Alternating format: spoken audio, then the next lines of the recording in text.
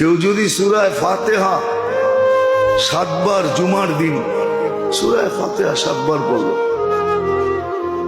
কুল হুয়াল্লাহ 7 বার, ফালাক 7 বার, নাস 7 বার, তো তার পিছনের গুনাহ মাফ। একটা কিতাবই আছে মুকাফফিরাতুদ দুনুব,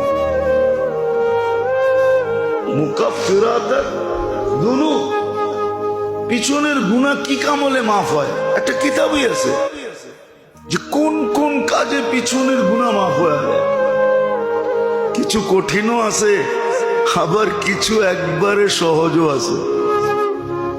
একবারে সহজ দেখাই, কষ্টদায়ক একটা সুইও যদি রাস্তার থেকে সরায়া দিল তো পিছনের গুনাহ মাফ।